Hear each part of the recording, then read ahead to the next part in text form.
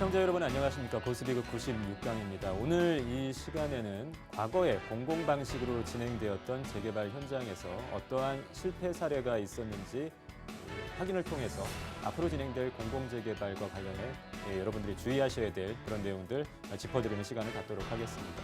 궁금하신 부분들과 함께 또 세미나에 신청을 원하시는 분들 서울전화 2638-3956번으로 문의 주시면 되겠습니다. 오늘 강의 시작하겠습니다. 고스비급 96강입니다.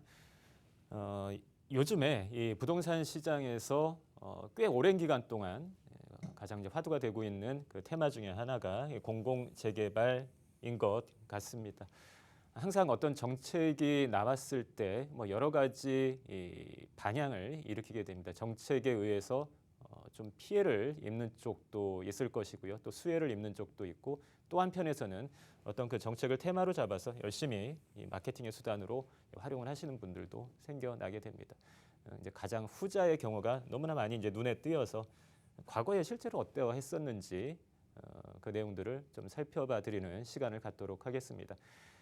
착각하지 마셔야 될 것이 공공재개발이 어느 날 갑자기 5, 6대책 이후에 새롭게 생겨난 개념이 아닙니다. 과거에도 이미 공공시행자가 정비사업을 진행했던 조합 대신에 재개발 현장을 이끌었던 사례가 있었기 때문에 충분히 검증을 해보실 수가 있겠습니다. 그런 내용으로 오늘 강의 진행을 해드릴 거고요. 그리고 아주 짧은 기간 동안 오프라인 세미나를 진행을 했습니다. 근데 더 진행을 하려고 하던 차에 또 단계가 격상이 되어버렸네요. 정말 어쩔 수가 없이 정말 스쳐 지나가듯이 짧은 기간 동안만 오프라인 그 세미나가 가능했습니다. 근데 앞으로는 이런 방식으로 운영을 하려고 합니다. 미리 이 사전 접수를 받아놓고 나서 언제가 되었건 간에 일정 그 인원수 실제 강의실에 모여서 세미나를 참석하실 수 있게 되는 그때가 됐을 때 먼저 신청하셨던 그 분들 순서대로 참석을 하실 수 있도록 사전 접수를 받기로 그렇게 했습니다. 그리고 강의장에 직접 나오실 수 없는 그 기간 동안에는 별도로 요즘은 뭐 대부분 이렇게 하고 있죠. 비대면 온라인 방식으로 강의를 별도의 세미나를 참관하실 수 있도록 제공을 해드릴 테니까요. 근데 뭐 반드시 신청을 하셔야 되겠고요. 2638-3956번으로 신청을 해주시면 되겠습니다.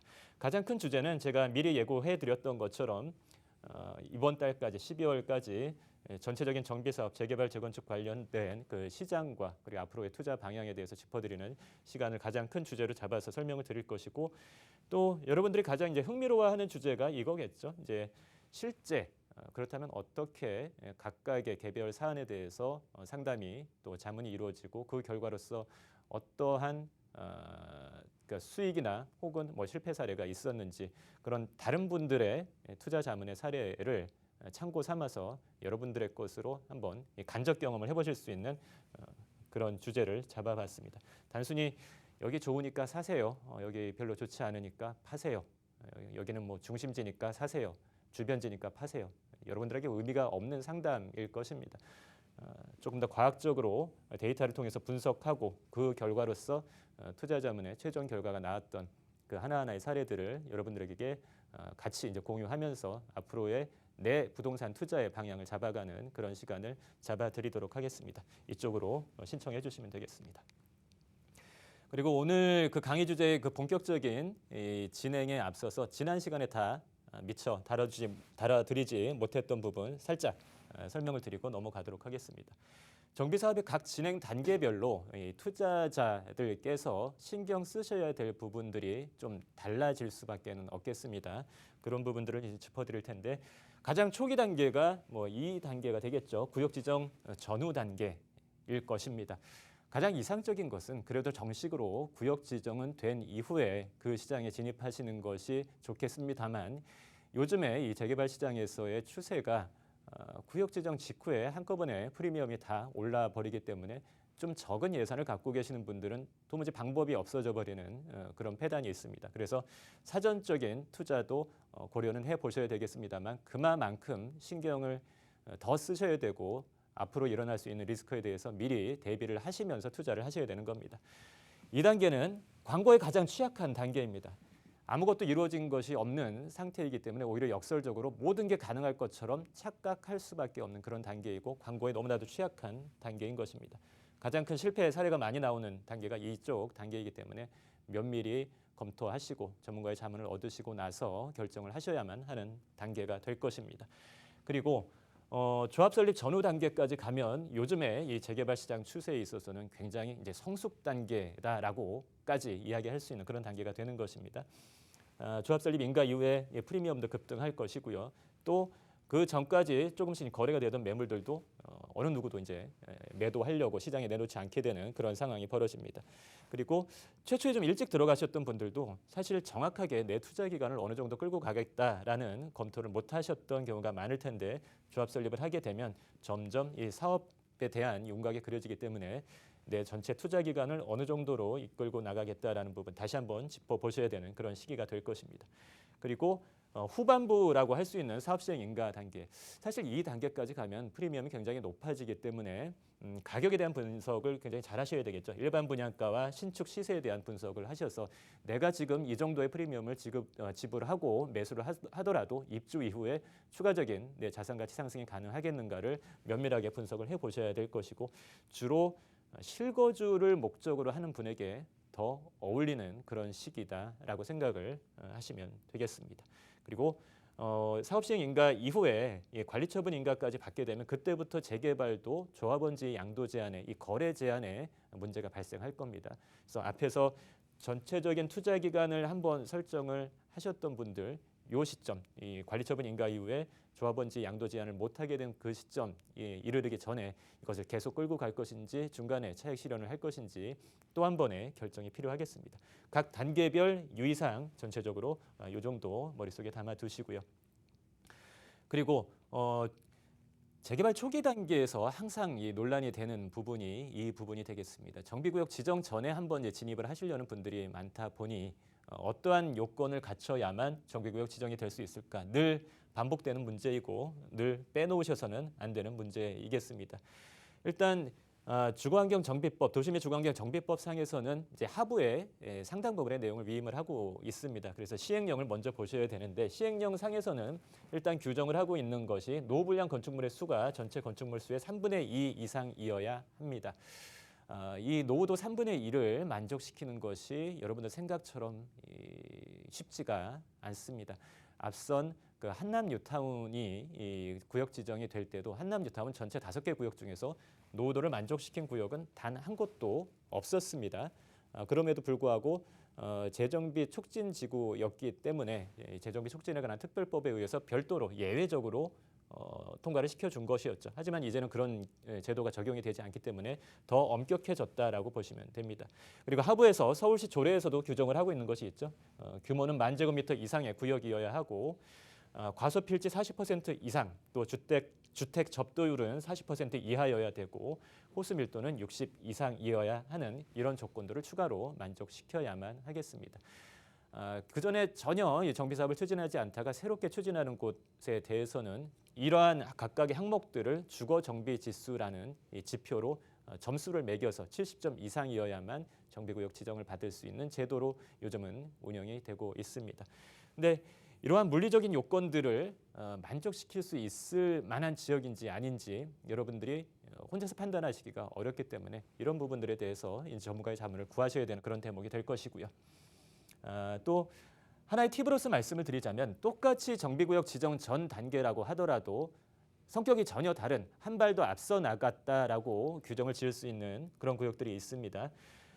도정법 제19조의 행위 제한이라는 항목을 보시면 아직 정비구역 지정 전이지만 기본계획을 공람 중인 정비 예정구역이거나 아니면 정비계획을 수립 중인 지역 중에서 선별적으로 3년 이내의 기간 연장한다면 추가로 1년 더 연장해서 건축물의 건축이나 토지의 분할을 제한을 할 수가 있겠습니다. 이 지역은 이제 곧 정비계획을 수립하고 정비구역 지정 단계까지 들어갈 가능성이 높기 때문에 사전적으로 투기 수요를 방지하기 위해서 행위 제한을 먼저 걸어버리는 것이죠. 여기에 해당되는 서울의 중심지의 그 몇몇 구역들이 현재에도 있습니다. 똑같은 정비구역 지정 전 단계라고 하더라도 계급이 다르다라고 생각을 하시면 되겠습니다. 기왕이면 이러한 지역들을 먼저 좀 살펴보셔야 여러분들 투자에 도움이 될 겁니다. 자, 이번에 이제 오늘 큰 주제, 가장 큰 주제를 설명하기 위해서 여러분들이 사전적으로 알고 계셔야 될 부분. 사실 제가 2달간에 걸쳐서 이 도정법을 다 설명을 드렸기 때문에 익숙하실 겁니다. 익숙하실 거라고 믿고 강의를 하겠습니다. 26조에 공공시행자에 대한 내용이 나오죠. 시장 군수나 토지주택공사가 사업 시행자로 지정이 될 수가 있겠습니다. 토지 면적 2분의 1 이상 그리고 토지 등 소유자 3분의 2 이상이 원할 경우에 동의를 할 경우에는 공공시행자로 지정을 할 수 있는 제도가 이미 있었습니다. 그러니까 올해 5월 6일 정부 대책 발표에 의해서 공공재개발이라는 것이 새롭게 생겨난 것이 아니고 과거부터 있었던 것이죠. 뭐 실무적인 방식의 차이만 따라올 뿐입니다. 그렇다면 과거에 공공이 시행자로, 조합이 아닌 공공이 시행자로 들어갔던 그 사업장에서 어떠한 결과가 있었는지 한번 살펴보신다면 여러분들에게 큰 참고 사례가 되겠죠. 그 내용을 설명을 드리는 겁니다. 이번 5.6 대책에서 정부가 이 공공재개발에 대해서 하나하나 설명을 했는데 가장 제가 보는 관점에서 문제다라고 보는 그 부분은 바로 이 문구가 되겠습니다. 확정수익. 확정수익. 이 확정수익이란 말을 여러분들이 부동산과 관련해서 많이 들어보셨던 사례가 아마 그런 걸 겁니다. 분양형 호텔 확정수익 연 15% 보장. 광고 전단지 TV CF에서 많이 보셨죠? 법률 위반입니다. 이 확정수익이란 말을 이렇게 함부로 써서는 안 됐는데 정부 보도자료에 이러한 문구가 들어갔다는 것 자체가 굉장히 문제다라고 이야기를 할 수밖에 없는 상황입니다. 왜 그런가 하면 과거에 정부가 자기 이야기를 지키지 못했던, 뭐 정확하게 구체적으로 이야기하면 토지주택공사가 공공시행자로서 그 정비사업의 재개발을 이끌었던 그 사업장에서 최초에 이야기했던 수익을 지키지 못했던 사례가 뻔히 있음에도 불구하고 이 5.6 대책 정부 자료에 확정수익이라는 문구를 쓴 것은 대단히 큰 문제가 아닐 수가 없습니다. 이 토지주택공사가 성남 단대구역의 그 권리자들에게 발송한 이 공문서에 들어가 있는 내용들을 설명을 드리겠습니다.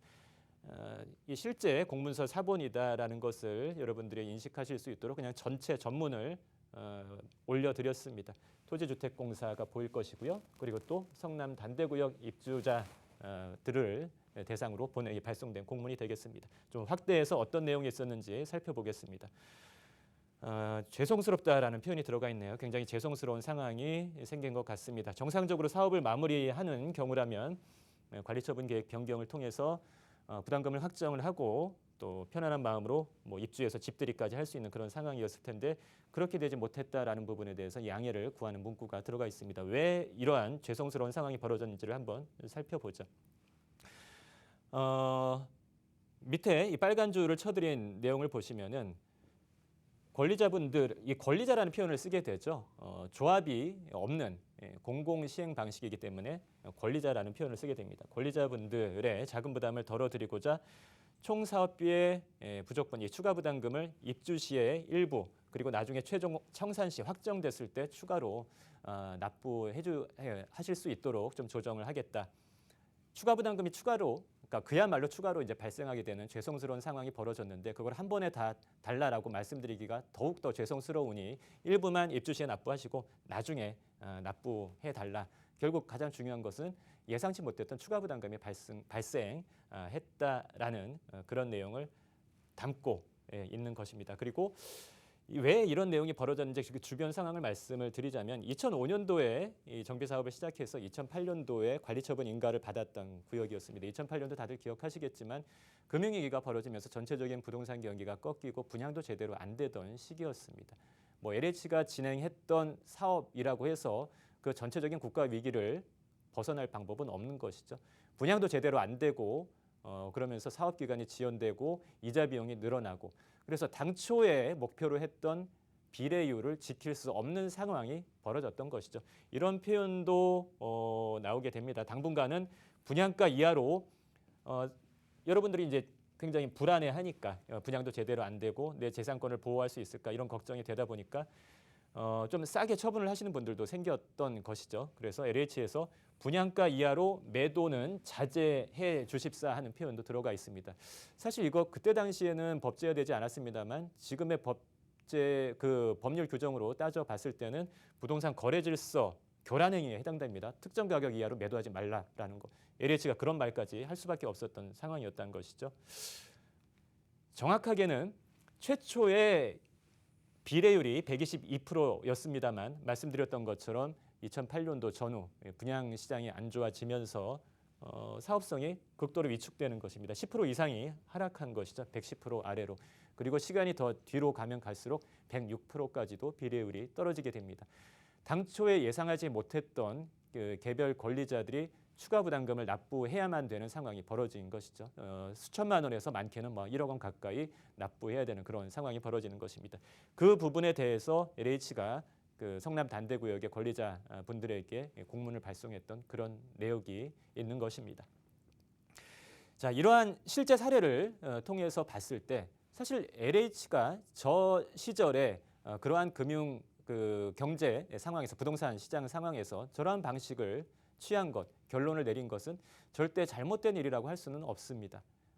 사실 외부에서 일어난 경제 충격 때문에 그런 일이 벌어진 것이었기 때문에 그 누구도 피해 나갈 수가 없는 것이죠. 갑자기 이 사업 주변 여건이 안 좋아지면은 비례율을 대폭 떨어뜨릴 수밖에 없는 것이죠.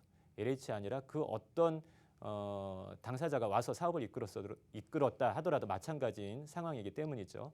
근데 문제는 이미 실제 사례에서 LH가 제시했던 그 비례율을 지키지 못했던 경우가 벌어졌음에도 불구하고 이번에 공공재개발을 발표를 하면서 확정 수익이라는 표현을 쓴 것 자체가 문제다라는 것입니다.